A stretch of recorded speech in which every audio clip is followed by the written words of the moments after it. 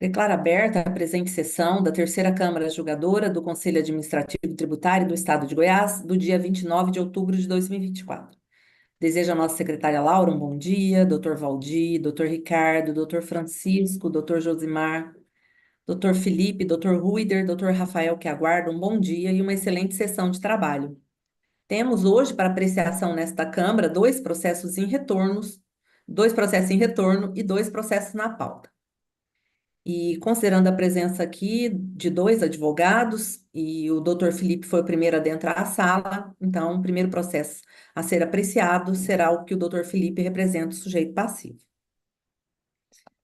Em apreciação, processo 40.118.016.22295, recurso voluntário 2.406 de 2024, recorrente em Gerhardt, STP Brasil SA, Solidário, Roberto Baus, Salute, Oséias Silva de Oliveira, relator do processo, conselheiro Josimar Rodrigues Duarte, representante do sujeito passivo, doutor Felipe, e representante da Fazenda Pública, doutor Ruida. Doutor Josimar, quando os senhores estiverem em condições. Bom dia a todos. Senhora coordenadora, vou me abster inicialmente de fazer o relatório completo. Haja vista nesse processo, durante o estudo do mesmo, foi identificado que houve uma discrepância entre as duas últimas diligências realizadas pela fiscalização e determinadas pelas câmaras julgadoras, de modo que eu gostaria de apresentar a proposta de diligência para que sejam saneados os valores efetivamente devidos na autuação remanescentes. Então, de forma que eu vou fazer a leitura da proposta. Considerando que no processo administrativo tributário e análise, a acusação fiscal é no sentido de que o contribuinte realizou remessas com não incidência de CMS para armazéns alfandegados e ou entrepostos aduaneiros das mercadorias constantes das notas fiscais relacionadas na planilha denominada Notas Fiscais de Remessa para a Formação de Lote, emitidas com uma finalidade específica de formação de lote, sem que tenham sido enviadas para o exterior no prazo regulamentar, situação essa verificada em decorrência da falta de apresentação de documentos probatórios da efetiva exportação. Em consequência, deverá recolher o imposto devido, juntamente com a finalidade de demais acréscimos legais sobre as operações de remessa, conforme apurado nos demonstrativos e documentos anexados. Considerando que em manifestação a última diligência, determinada pela segunda Câmara Julgadora de número 49 de 2024, o contribuinte apresenta as folhas 565 a 580 destes autos, uma argumentação segundo a qual houve um erro na última manifestação diligencial realizada pela autoridade fiscal, pois, em sua manifestação diligencial determinada pela resolução anterior, de número 135/2022, da Quarta Câmara Julgadora, já teria sido reconhecida a efetivação da exportação do milho e soja do período de 2016, tendo sido esses valores excluídos da auditoria. Na última manifestação diligencial, parte desses valores foram novamente reintroduzidos na cobrança. Considerando que o sujeito passivo, em seu recurso voluntário e após também em manifestação resultados das diligências, vem impugnando pela busca da verdade material, fazendo carregar aos autos argumentos e provas que corroborariam com suas alegações defensórias de forma objetiva, mas que ainda carecem de complementação de informações fundamentais por parte da fiscalização, para que assim seja alcançada a verdade material suscitada e necessário o desígnio dos fatos, afastando as nulidades ora suscitadas.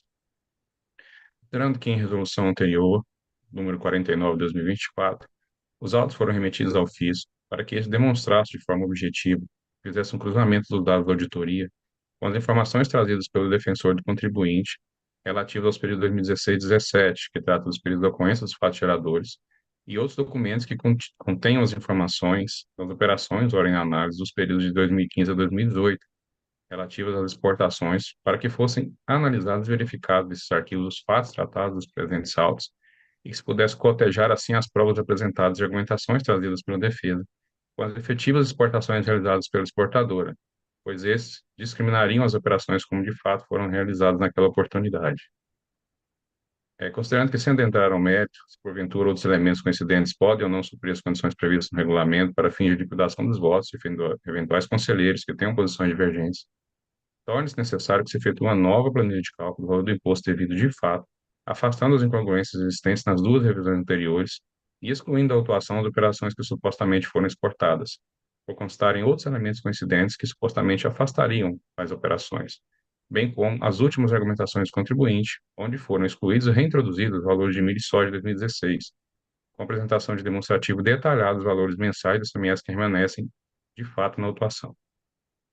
Considerando que para aqueles conselheiros que entenderem que outros elementos coincidentes atestam as operações de exportação diante do procedimento incorreto efetuado pelo sujeito passivo de não referenciar corretamente nessas operações quais seriam exatamente as operações de remessa originárias, torna-se necessário valorar o preço unitário das mercadorias com base nas médias valores unitários utilizados pelo contribuinte no período considerado, temos o artigo 455 a 460 do RCT.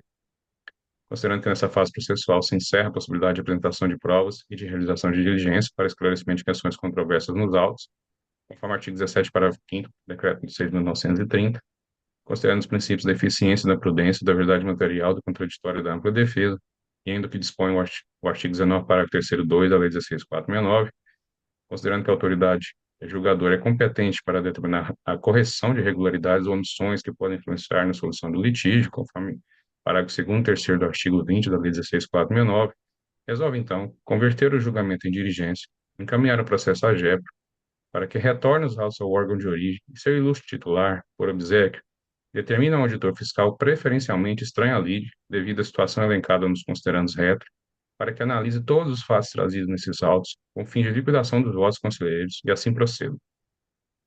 Verifique todas as notas fiscais objeto da autuação, bem como analise de acordo com os documentos e argumentos trazidos aos autos pela defesa.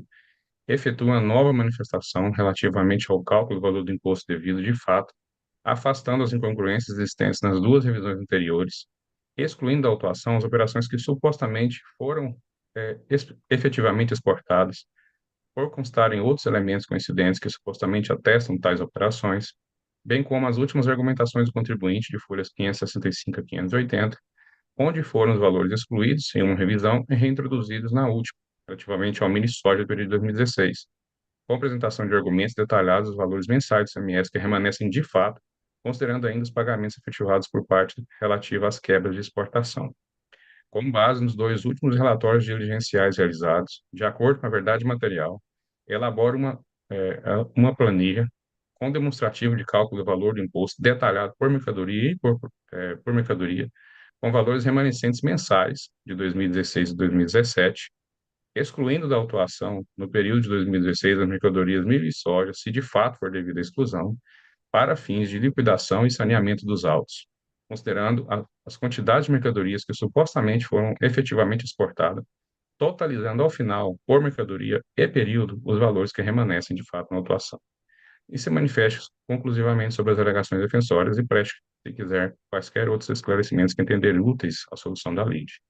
Em seguida, encaminhe-se à JEPA para que proceda a intimação do sujeito passivo, a fim de que, no prazo de 30 dias, se desejando, manifeste acerca do resultado da diligência. Após, retorne o processo a essa instância cameral para a sequência do julgamento. Essa seria a proposta de diligência, senhora coordenadora. Obrigada, conselheiro Josimar. Doutor Felipe, com a palavra para a manifestação do sujeito passivo, a princípio, em relação a essa proposta de encaminhamento do conselheiro relator. Bom dia a todos. É uma honra estar aqui novamente nesse Conselho Administrativo. Eu estou de acordo, e era justamente esse o ponto que eu ia abordar durante a minha fala, porque, basicamente, durante a segunda diligência, houve o reconhecimento da exportação de milho e soja do período de 2016, e na terceira diligência, houve o reconhecimento da exportação do farelo de soja, soybean meal, de 2016. Só que, como contrapartida, voltou a cobrança do milho e soja de 2016 sem nenhuma consideração. Na verdade, essa terceira diligência teve como base a planilha original, elaborada quando da lavratura do auto de infração, e não se ateve ao aspecto de que milho e soja de 2016 já tinha sido reconhecida a exportação. Por isso, nós trouxemos essa contradição em sede de manifestação, e era justamente esse ponto que nós iríamos abordar. Então, sim, estamos de acordo com a conversão do processo em diligência. Doutor Ruiter. Bom dia, doutora Valéria, que coordena a sessão, bom dia aos demais conselheiros, bom dia, doutor Felipe, que representa o sujeito passivo, doutor Rafael, doutor Lucas e a secretária Laura. De fato, nesse processo, as duas revisões que foram realizadas durante a fase cameral, né, elas são divergentes, né? Uma não é continuidade da outra. Então, efetivamente, é necessário esclarecer se havia um erro na primeira revisão ou se o erro é nessa segunda revisão, né? Então, essa diligência ela é necessária para possibilitar o julgamento desse auto de infração. Estamos de acordo com a proposta feita pelo conselheiro Josimar. Obrigado. Nós que agradecemos, doutor Rui e doutor Felipe. Senhores conselheiros, necessitam de conferência? Senhora coordenadora, se aprovado, pode ser considerada a iniciação a resolução. Ok, doutor Josimar. Doutor Valdir, como o senhor vota? Bom dia a todos, né? De acordo com a resolução. Doutor Ricardo? De fato, após a última resolução, a última diligência, né, vieram valores que já haviam sido expurgados na outra revisão, e aí resta uma dúvida entre os conselheiros. Então, sem acréscimos, concordo aí com a proposta de resolução do conselheiro Josmar. Doutor Francisco? Bom dia a todos, de acordo. Obrigada. Doutor Josimar, antes de eu fazer a leitura do resultado, só uma confirmação. A autoridade fiscal que o senhor encaminha é estranha à lide. Estou solicitando, senhora coordenadora, que seja preferencialmente estranha lide, se possível, para que a situação seja esclarecida, né? De fato, qual seria o valor. Eu acho que pelos considerandos que apresentamos, seria interessante que fosse um estranha lide. E há outros auditores que trabalham no setor lá, né? Seriam interessantes que fossem estranha lide. Obrigada, doutor Josimar. Era meramente só para confirmar mesmo, porque eu ouvi da sua resolução e Uhum. para colocar na decisão. A terceira Câmara Julgadora, ao acatar proposta do conselheiro relator, resolve, por unanimidade de votos, encaminhar os autos ao órgão de origem para que seu titular, por gentileza, designe uma autoridade fiscal, preferencialmente estranha à lide, para que a mesma junte aos autos os documentos e preste os esclarecimentos solicitados na resolução, a qual foi lida e aprovada na presente sessão, com a concordância do representante do sujeito passivo e da Fazenda Pública. Doutor Felipe, o senhor é o único processo conosco, acredito. Tenha um bom dia e uma excelente semana. Obrigado, bom dia, boa sessão a todos. Obrigada. Doutor Lucas, bom dia. Bom dia, tudo bem? Tudo bem? Qual o sujeito passivo o senhor representa?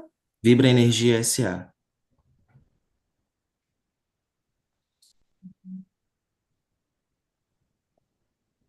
Nós já tivemos um processo desse, mas nesta Câmara hoje acho que não tem. Qual o número do processo, senhor doutor Felipe? É o 4012 Pode falar, 4012 3006 3006 708 708. 99.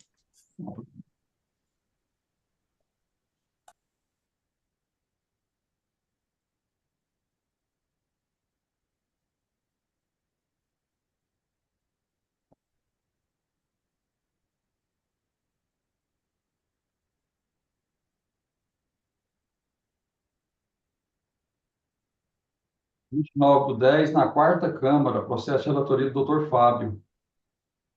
É quarta Câmara. Doutor Lucas, Laura, teria como passar o link para o doutor no chat da quarta Câmara? Doutor Lucas. Agradeceria muito.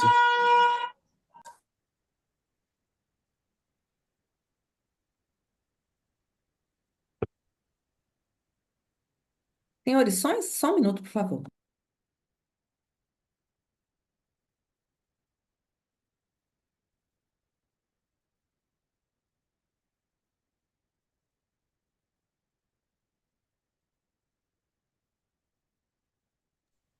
Perfeito, muito obrigado.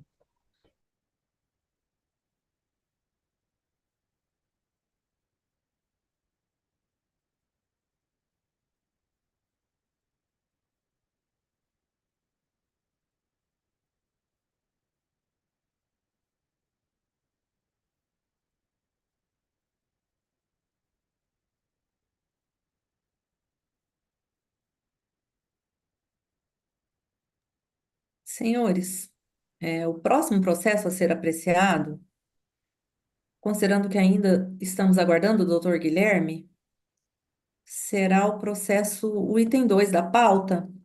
E neste processo, o conselheiro Francisco, ele ocupará a cadeira 1. E considerando a ausência justificada do conselheiro Henrique, o julgamento será efetuado por maioria simples. E assim eu peço a gentileza que doutor Josimar desligue o vídeo e o áudio, por favor. Em apreciação, processo 40.118.012.20.731, recurso de ofício número 2407/2024, em que é recorrida réu Alimentação Limitada. Relator do processo, o conselheiro Francisco Viana Lopes, na cadeira 1. Representante do sujeito passivo não consta e representante da Fazenda Pública continua conosco, o doutor Ruider. Doutor Francisco, quando o senhor estiver em condições. Senhor Corredor, o auto de infração refere-se à acusação do sujeito passivo, deixou de escriturar no livro o registro de entradas as notas fiscais relacionadas no valor de R$ 81.458,99, conforme demonstrativos, ficando sujeito ao pagamento da multa formal de 25% da operação. Fazem parte são só os documentos de folhas 3 a 20, devidamente intimados de passivo pela impugnação em primeira instância, alegando esse índice que quase a totalidade das notas fiscais identificadas no auto de infração está devidamente escriturário nos livros de registro de entrada 1 e 2, respectivamente, referente aos anos de 2015 e 2016. As notas fiscais não registradas são as relacionadas à planilha 27 a 29, cuja parte de cálculo totaliza R$ 11.212,02, e a multa devida no valor de R$ 2.803, que foi recolhido ao erário o valor de R$ 1.121,20 relativo à multa devida com os benefícios do artigo 171 da Lei 11.651. Conforme o documento, as folhas 116 e 117, a chave de despacho 3.533/2021, julgamento com julgamento de diligência para revisão do lançamento, à vista das alegações da defesa e documentos anexados. Na revisão, a unidade fiscal confirma a veracidade das cópias dos livros de registro de entrada número 1 e 2, apresentadas pela defesa, confirmando a data da autenticação e validade através do CIAF, consulta a autenticação de livros fiscais e a termo de aditivo no valor da multa de R$ 1.762,58, intimada a revisão jurídica passiva não se manifestou. Na sentença 34/2024, o julgador singular afirma que da análise preliminar nos documentos que instruem o lançamento das alegações do sujeito passivo, bem como toda a documentação que ele anexa aos autos das folhas 39 e 112, é possível vislumbrar a razoabilidade das alegações do sujeito passivo. Dessa forma, conhecendo a impugnação dele provimento para decidir parcialmente procedente o presente auto de infração, ficando o sujeito passivo obrigado ao pagamento da penalidade prevista no artigo 71, inciso 23, A minúscula Lei 11.651, no valor destinado total de R$ 11.798,03, conforme detalhamento reto em substituição à penalidade inicialmente proposta, no fundamento do dispositivo do artigo 31, parágrafo 1º, inciso 4º, da Lei 16.009, em estrito cumprimento da súmula 2 do CAT, com mais acréscimo flagrante, os quais limitam de ofício o índice acumulado no mesmo período calculado pela taxa Selic nos termos da súmula 9. Devendo ser considerado para a fixação do crédito tributário o valor de R$ 1.121,20 ser por item 19/6/2018, conforme o documento de folha 116 e 122. A representação fazendária apresenta recurso à Câmara Julgadora, aduzindo em revisão fiscal, a autoridade fiscal, aduzindo que, em revisão fiscal, a autoridade fiscal emite termo aditivo, folha 130, diminuindo a multa para R$ 1.172,58. Mas, não obstante tal retificação, a autoridade julgadora decidiu pela aplicação da multa no valor de R$ 11.798,03, por entender que o caso em questão está vinculado à súmula 9.2 do CAT, que determina a adequação da penalidade para aquela vigente do inciso 23, linha A minúscula do artigo 71 do CTN. Mas, diferente da conclusão que a julgadora singular chegou, o caso em questão não se submete à referida súmula, pois o contribuinte não está obrigado a entregar FD na época da ocorrência dos fatos ratificados. Tal situação, dispensa de FD, é ratificada pela própria manifestação da autoridade fiscal revisora, constante às folhas 128 do processo, indicando que o contribuinte estava obrigado à escrituração impressa. Nesses termos, a Fazenda Pública Estadual clama pela revisão do julgado singular, para que o auto de infração seja considerado parcialmente procedente do seu aditivo folha 130, com multa formal de R$ 172.762,58, devendo ser considerado para fins de crédito tributário o valor de R$ 1.121,20, recolhido pelo contribuinte em 19/6/2018, conforme documento das folhas 116 a 122. Intimado para contraditar, o sujeito passivo não se manifestou em relatório.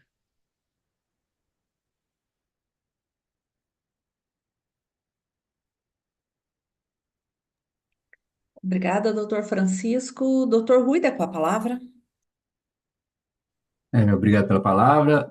Conforme relatado, né, nesse processo, a infração cometida pelo sujeito passivo foi deixar de escriturar no livre registro de entradas um conjunto de notas fiscais cujo soma dos valores, né, é um total de R$ 81.458,99, no período de agosto de 2015 até dezembro de 2016.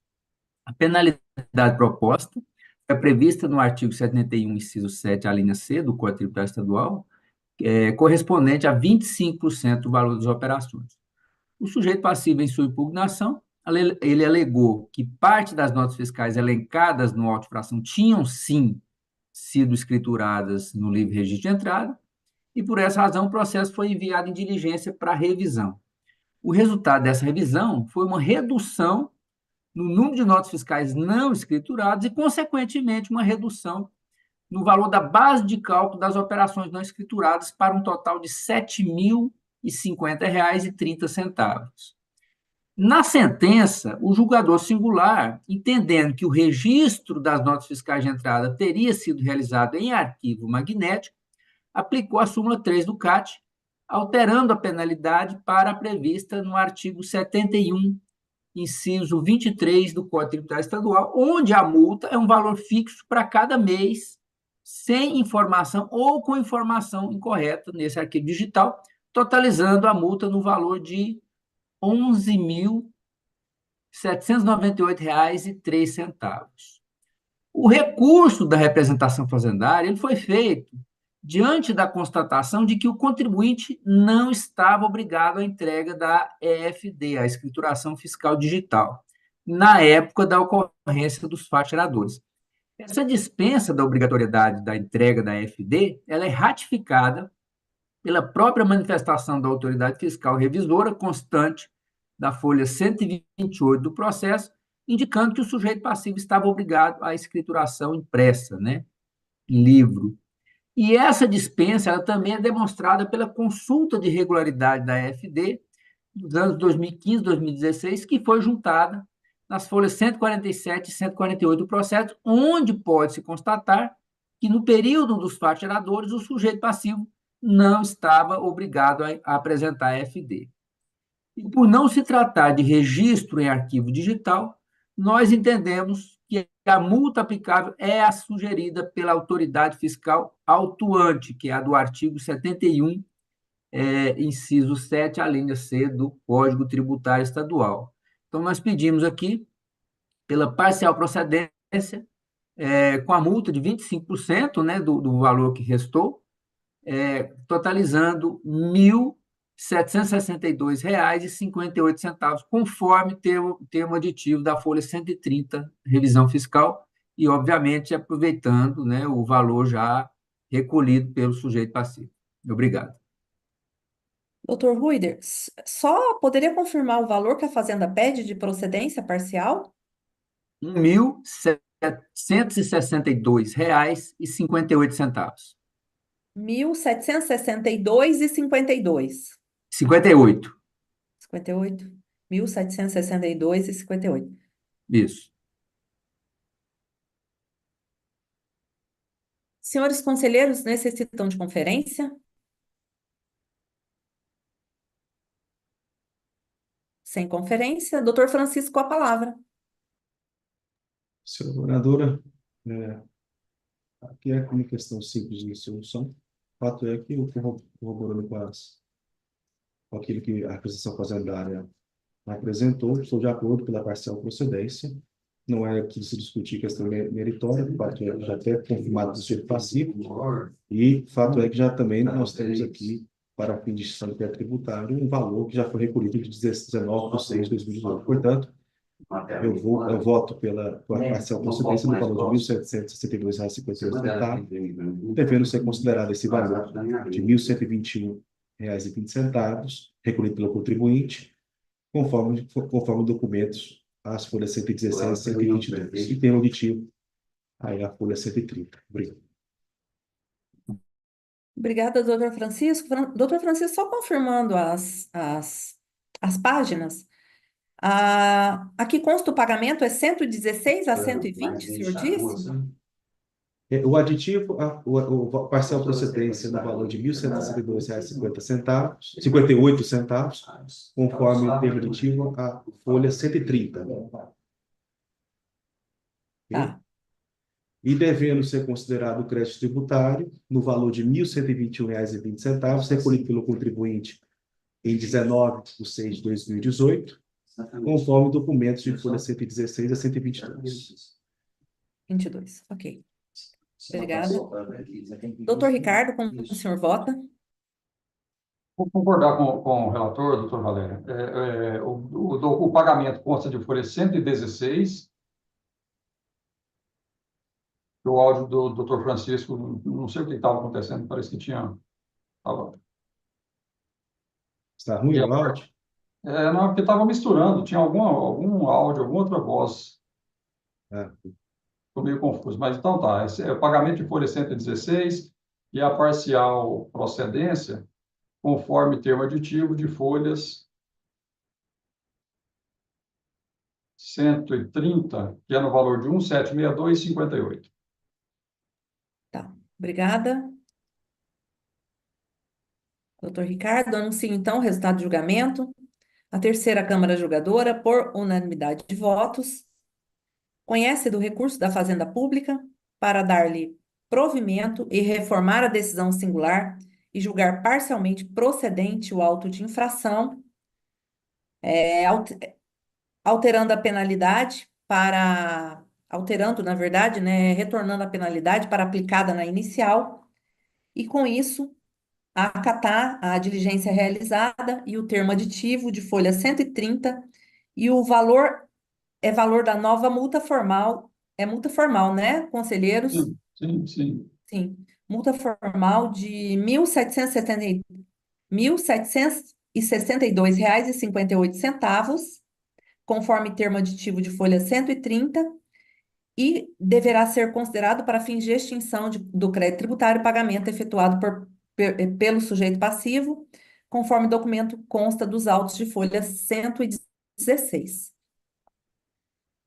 Este é o resultado de julgamento para o presente processo, e considerando que os dois próximos processos em retorno são da minha relatoria, eu transfiro a coordenação ao conselheiro Ricardo.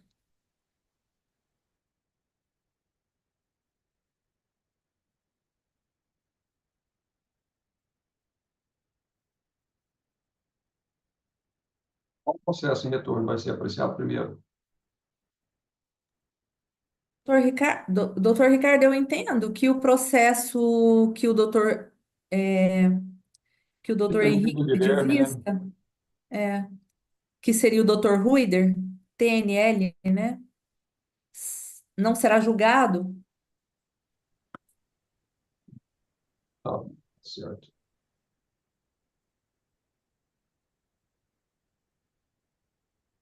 Sobrestar, né, considera? Oi, doutor Valdir? Tem que sobrestar, né? Porque não está presente, né? É,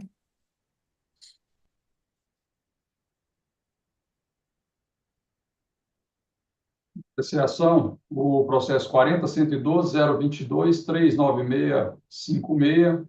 Esse processo é do sujeito passivo TNL PCS SA. Ocorre que o autor do pedido de vista, em razão de ausência justificada por motivo de saúde, doutor Henrique, ele não pôde estar aqui hoje. E, sendo assim, eu vou retirar o processo de pauta queria ver com os senhores aí uma nova data, então, para que a gente já deixasse marcado o retorno.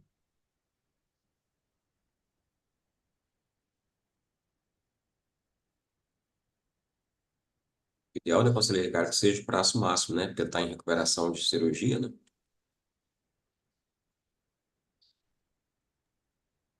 De maneira, eu não sei se a representação, acho que não tem a pauta de novembro ainda, né, doutor William? Saiu ontem. O senhor tem algum dia que o senhor vai estar aqui com menos processo? Eu acho que vai ter que adiar ele 2 vezes, né? Porque eu estarei de férias do período de 18 até 29/11. Então, se fosse para uma vista curta, poderia ser até o dia 14 de novembro, né? Aí eu tenho aqui o dia 8 de novembro eu estou na terceira, dia 13 de novembro eu estou na terceira, e teria aqui vago dia 6. Peraí, foi posterior ao dia 6. Qual dia que o senhor vai estar aqui? Dia 8 e dia 13. Dia 8. Dia 8, impossível, senhores. Temos muitos retornos, mais de 6 retornos. Dia 13, então. Pode ser dia 2 de dezembro, né? Eu acho que dá o prazo máximo e eu já tenho retornar de férias, né? Dia 2 de dezembro. Ué, poderia. Passa de 30 dias, né? Mas tem feriado, né, Ricardo? Eu pensei no dia 13, e aí no dia 13, porque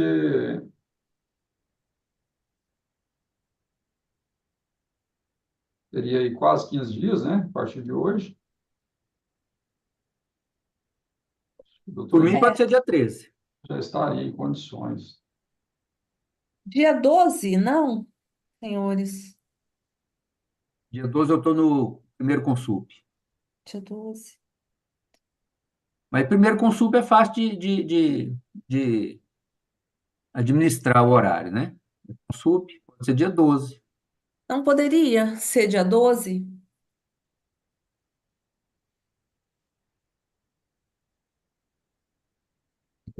Dia 12 de novembro. Então, em face da ausência justificada aí do autor do pedido de vista, eu determino o adiamento do julgamento do presente processo para o dia 12 de novembro, nos termos do inciso 3º do parágrafo 2º, artigo 22, com o parágrafo 4º, artigo 30 do regimento interno deste Conselho.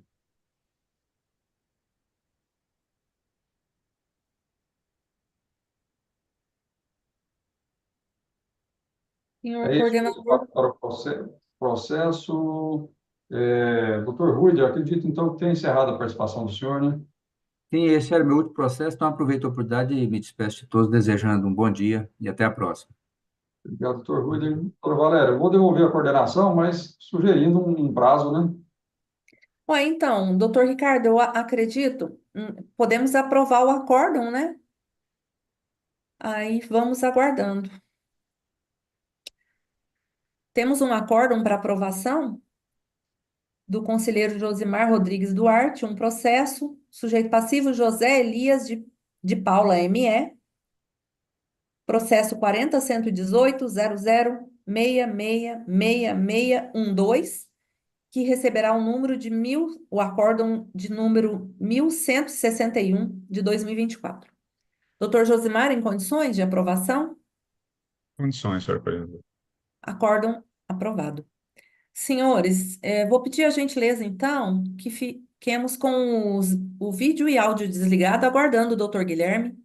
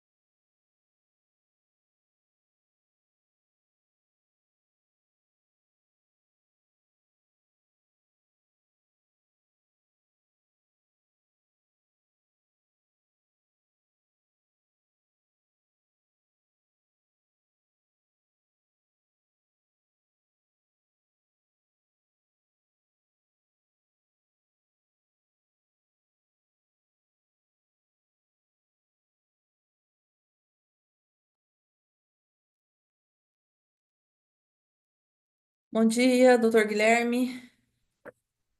Bom dia, Valéria, tudo bem? Tudo bom? Tudo bem, né? Guilherme. Bom dia, pessoal, tudo bem? Eu achei que meus processos no Consup eu fiquei aguardando, mas talvez tem mais uns 2 ou 3 na frente, tranquilo. Aí eu volto lá. Tá. Eu transfiro assim a coordenação ao conselheiro Ricardo.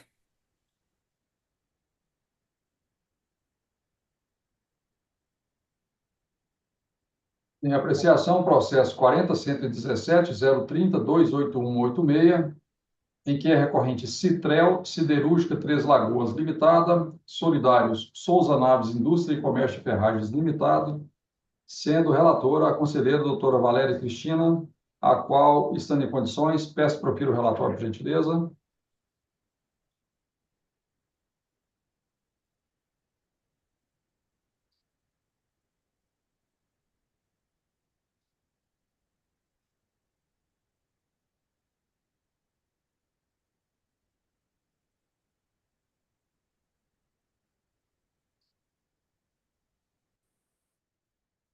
Está sem o áudio, Valéria.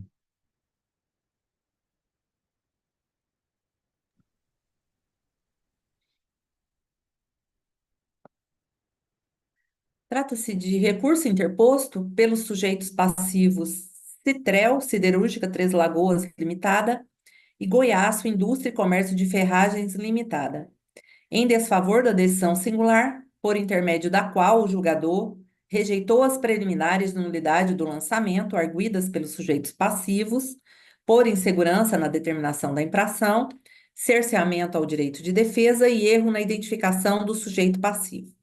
E quanto ao mérito, conheceu das impugnações, negou-lhes provimento e julgou procedente o auto de infração.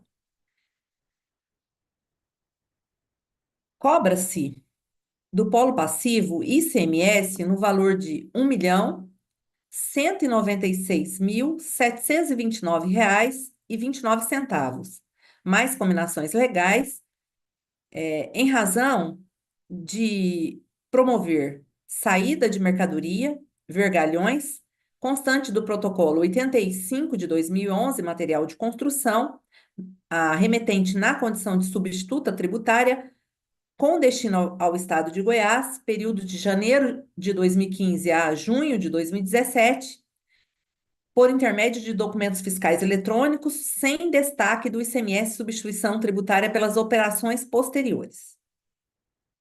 Foi incluído na lide como responsável solidária Goiaço Indústria e Comércio de Ferragens Limitada, com amparo no artigo 45 caput da Lei 11.651 de 91, combinado com o artigo 35 do anexo 8º do Decreto 4852 de 97. Devidamente intimados da decisão singular, tanto a solidária remetente quanto a solidária destinatária goiana interpõe recursos à Câmara Julgadora em peças apartadas, sendo que a autuada Citrel Siderúrgica Três Lagoas Limitada, em sede de preliminar, argue a nulidade do lançamento por ausência de prova apta a respaldar a cobrança inicial, que a autoridade fiscal não teria apurado os fatos ou teria provado as incorreções apontadas nos termos do artigo 142 do Código Tributário Nacional, que a leitura do auto de infração é suficiente para perceber que decorreu tão somente de uma presunção, e não é atribuível à administração pública agir com base em meras presunções, que o procedimento efetuado equivale a um arbitramento indevido e sem critérios, dando ensejo a ICMS-ST absolutamente descabida. Argue a inexistência de clareza e segurança na acusação realizada pelo fisco, que as formalidades descritas no artigo 8º da Lei 16.469 de 2009 são estabelecidas pela legislação com o intuito de concretizar e propiciar a perfeita atuação do princípio da legalidade e viabilizar o exercício do contraditório e ampla defesa, que os documentos colacionados pela autoridade fiscal são insuficientes para testar a procedência de seus argumentos, os quais foram pautados em mera presunção. Quanto ao mérito, argue ter sido correto o procedimento autuado pela empresa remetente, pois as mercadorias vendidas não foram destinadas à revenda comercialização, mas sim ao processo produtivo da empresa destinatária adquirente. Momento em que faz uma explanação sobre a essência do regime de substituição tributária. Advoga ainda a autuada remetente que, ainda que este conselho entenda que os produtos adquiridos pela destinatária não tenham sido destinados à industrialização, o que somente se admite em reverência ao princípio do contraditório, ainda assim, a recorrente teria demonstrado que não poderia ser responsabilizada pelo pagamento do ICMS-ST. É caso de não incidência do ICMS sobre as vendas de mercadorias destinadas ao processo de industrialização. Não incidência do ICMS-ST. Contesta a multa aplicada, argue ter caráter confiscatório e ofensa aos princípios constitucionais da razoabilidade, proporcionalidade e não confisco. A recorrente, Goiás, Indústria e Comércio Ferragens, também em preliminar, argue a nulidade do lançamento por insegurança na determinação da infração, que em momento algum ficou comprovado que o sujeito passivo procedeu à industrialização. Desculpa. Ao arguir a nulidade do lançamento por insegurança na determinação da infração, alega que em momento algum teria sido comprovado que a empresa não teria procedido à industrialização dos produtos adquiridos junto ao sujeito passivo principal. No mérito, invoca o artigo 32, parágrafo 6º do anexo 8º do RCTE, que as mercadorias foram adquiridas para o seu processo industrial e que ocorreu a realização do processo de industrialização. Traz um exemplo que na nota fiscal 15.923, utilizada pela autoridade fiscal por amostragem, foi utilizado o CFOP 2101, compra de mercadoria para industrialização, que a sua atividade econômica principal é fabricação de produtos de metal, indústria de corte e dobra de ferro. Logo, todos os produtos foram utilizados como insumo. Que o fisco... Pois não? Desculpa interromper a senhora. É porque é o seguinte, o doutor Rafael ele está presente na sessão, mas a gente estava aguardando o doutor Guilherme até agora, por ele estar em outra sessão, e eu estou conversando com ele pelo chat aqui, e ele iria participar apenas como ouvinte, porque está com problema no microfone, então não consegue se manifestar. Mas conversando com ele pelo chat, ele está sendo prejudicado em não poder se manifestar, apenas acompanhar e dado nós temos aqui um conselho administrativo, né? Temos a previsão aí de sobrestar o processo em havendo uma falha técnica. Então, ele me posicionou aqui, se fosse possível, gostaria muito e tal. Eu entendo que, para que não haja prejuízo à parte, né, seria salutar aqui a gente definir uma data e entendo que o processo, né, como já estava adiantando até no relatório, não precisa ser 30 dias, a gente pode ver uma data mais próxima, mas que fosse possível para todas as partes. Ótimo, doutor Ricardo. Muito obrigada pela intervenção. Realmente, vamos cumprir, né, e assegurar o contraditório à outra parte. Doutor Fica a Guilherme, critério do doutor Guilherme. mês de novembro, que dia que o senhor estaria aqui, doutor Guilherme? Bom dia, senhor coordenador. Em nome de quem eu cumprimento os demais presentes na sessão. Senhor coordenador, eu preciso só olhar, porque ontem já foi confeccionada a pauta de novembro da representação fazendária, eu só estou abrindo aqui para já poder, né, estabelecer uma data aí, e, se possível, que eu já esteja aqui na sessão. Um minutinho só.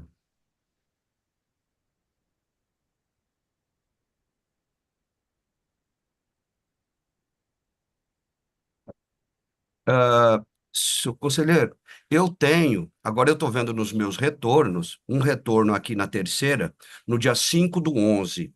Talvez essa data seja propícia porque está bastante próxima. Posterior a essa, doutor Guilherme, porque aí já ficou muito próximo, não sei se daria tempo de encaminhar links e contatos com as partes, né? Sem problema.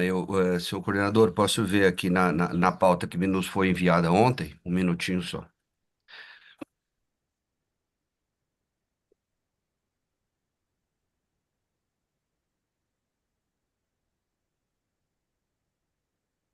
A semana de 11 a 15,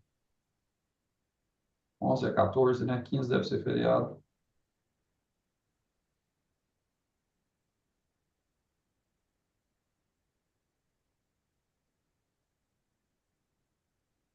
No dia.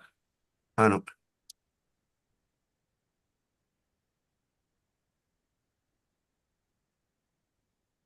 No dia 19 não é possível, não? Dia 19 eu tô no Consup, Valéria. Deixa eu dar uma sugestão. Eu tô aqui já escalado para a terceira câmara no dia 5, no dia 6 e no dia 27. São os dias que eu já tenho compromisso aqui na terceira. Dia Ah, 7, ou 20, no dia 27, por isso? 27 eu estou aqui na terceira já, senhor coordenador. Doutora Valéria, essa data ficou boa para a senhora? Fica bom. A Laura nos avisa aqui que não temos retorno no dia 27. Seria ótimo, então, né? Doutor Rafael, responde para mim no chat, por favor, para nós aí, se essa data do dia 27 de novembro atende, senhor.